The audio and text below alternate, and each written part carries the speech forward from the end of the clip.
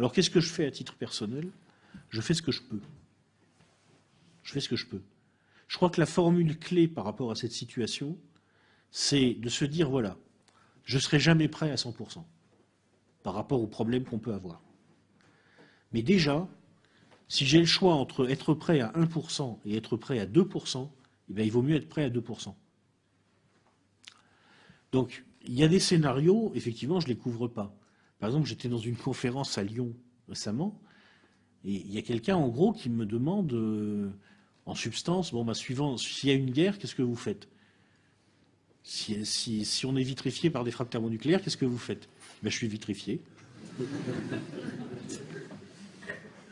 Qu'est-ce que vous voulez que je réponde d'autre? Bon. Non, il y a des scénarios que je ne couvre pas. Mais simplement, ce que j'essaye de faire, c'est ce que je peux. Donc ce que je peux faire assez facilement, d'abord, c'est avoir un parcours de vie où je ne suis pas trop enfermé dans une voie unique. Aujourd'hui, c'est vachement dangereux de mettre tous ses œufs dans le même panier, parce qu'il y a des paniers qui vont commencer à être shootés à bout portant et sans crier gare. Donc, par exemple, vous avez un boulot, essayez d'en apprendre un autre à côté. Par exemple, moi, mes compétences sont du côté du plan comptable général. Je connais très bien le plan comptable général, mais enfin, malheureusement, on est très nombreux à bien le connaître. Et si jamais je perds mon boulot, si jamais ça tourne mal, ce n'est pas avec ma connaissance du plan comptable général que je vais m'en sortir. Donc, je m'auto-forme actuellement dans un domaine qui me correspond bien, en fait, qui est l'informatique.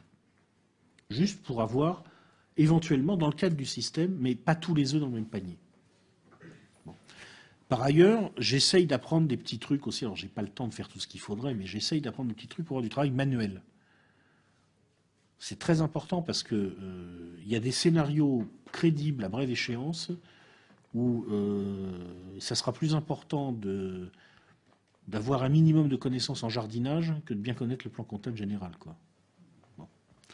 Donc déjà, ça c'est des choses que tout le monde peut faire, ça ne coûte pas beaucoup d'argent. Et c'est la première chose à développer et à acquérir, des compétences alternatives. Ne pas être enfermé, ne pas être tributaire d'un rôle que vous tenez dans cette grosse machine. Parce que la machine peut tomber en panne, elle va tomber en panne par bout. Si vous êtes dans un bout qui tombe en panne et que toute votre vie dépendait de ce bout, vous êtes mal. Alors que si vous étiez dans un bout qui tombe en panne, mais que vous savez faire autre chose, déjà ça va moins mal. Bon. Ensuite, ce que je fais, et ça aussi ça ne coûte pas beaucoup d'argent, c'est que je fais du réseau. J'essaye de faire du réseau, j'essaye petit à petit de bâtir autour de moi un réseau de potes avec lesquels j'ai des intérêts en commun et où c'est solide. C'est solide. C'est solide parce qu'on a acheté, par exemple, une terre en commun. Donc déjà, on est liés. Je veux dire, on ne peut plus se séparer les uns des autres parce que nos intérêts sont en commun. S'il y en a un qui coule, qui sombre dans l'alcoolisme, après un licenciement et un divorce, les autres vont être obligés d'aller sortir de l'alcoolisme.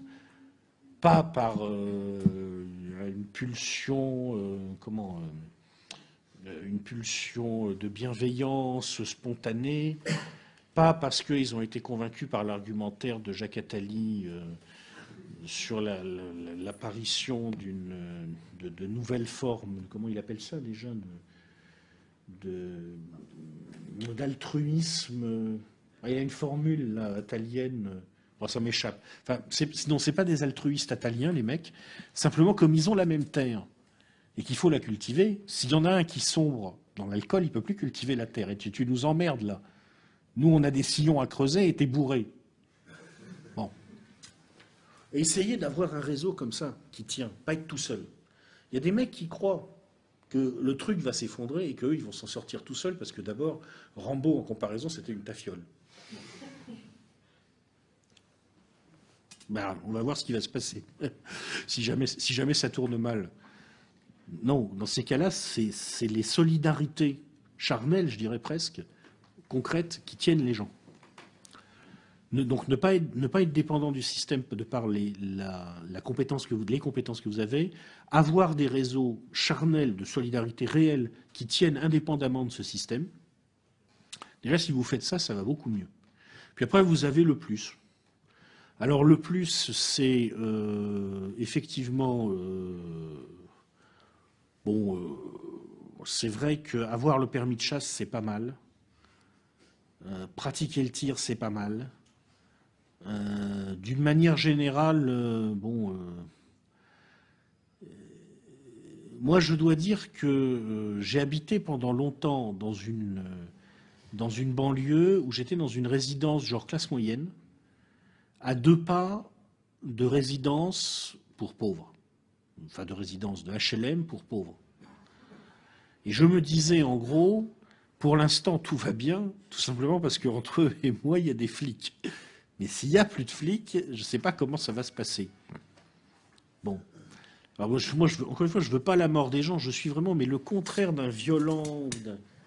Mais à un certain moment, quand je vois des Français qui sont dans l'esprit bisounours, qui caractérise notre époque et notre pays, et qui confondent un peu l'histoire des grands mouvements révolutionnaires avec celle de la saga des bisounours, ce qui est une confusion fréquente chez les mecs genre front de gauche, j'ai remarqué, je me dis que si jamais ça se produit, ils risquent d'avoir une petite surprise. Ils vont descendre dans la rue avec leur vuvuzela pour faire peur au capital et ils vont tomber sur les bandes de banlieue. Bon, quand tu as dû avaler une vuvuzela de travers, après tu as du mal à... Voilà, non mais ça c'est des réalités, quoi. Je veux dire, donc c'est vrai que c'est pas mal quand même d'apprendre un minimum ce genre de choses. Bon, puis si on est en état physique, si on est jeune, moi à mon âge, ça y est, j'ai passé le cap, je suis déjà un vieux croulant, pas loin. Mais d'avoir un sport de combat ou un truc comme ça, je pense que c'est utile. Et tout ça, c'est des choses qui ne coûtent pas beaucoup d'argent. C'est des choses qui ne coûtent pas beaucoup d'argent, parce que souvent, ce qu'on me dit, c'est ce que vous recommandez, ça coûte de l'argent. Les gens qui me disent, qui ont entendu parler du bouquin de Piero San Giorgio, disent ça coûte de l'argent. Mais c'est parce qu'ils ne l'ont pas lu. Parce que s'ils l'avaient lu, ils se rendraient compte que 80% de ce que recommande Piero, ça ne coûte pas très cher. Après, il y a le 20%, effectivement, là, il faut de l'argent. Si vous voulez développer tout de suite, là maintenant, une base autonome durable, ce qui est une expérience très intéressante, très instructive, et qui est d'ailleurs l'occasion de développer plein de compétences nouvelles, là effectivement ça coûte de l'argent. Mais vous n'êtes pas obligé de faire ça. Déjà, vous développez vos compétences, vous développez votre réseau, dans le sens que je viens de dire, et bon, vous gardez en état de vous défendre. Ça va bien, quoi. Déjà, ça va mieux. Bon. Après, c'est sûr que moi, quand j'ai été chez Pierrot, il m'a invité dans sa bad, en Suisse. Bon, c'est sûr que vous vous dites quand même que c'est pas mal. Il est dans une vallée qui est sécurisée par l'armée suisse. Pour aller chez lui en cas de problème, il faut juste traverser un tir de barrage de canon de 155.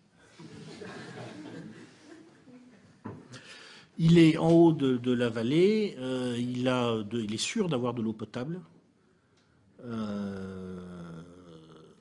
parce que c'est vrai qu'un des très gros problèmes qui risque de se poser si jamais on a une situation de crash économique complet, c'est l'eau. Hein. Le plus gros problème qui risque de se poser, c'est l'eau.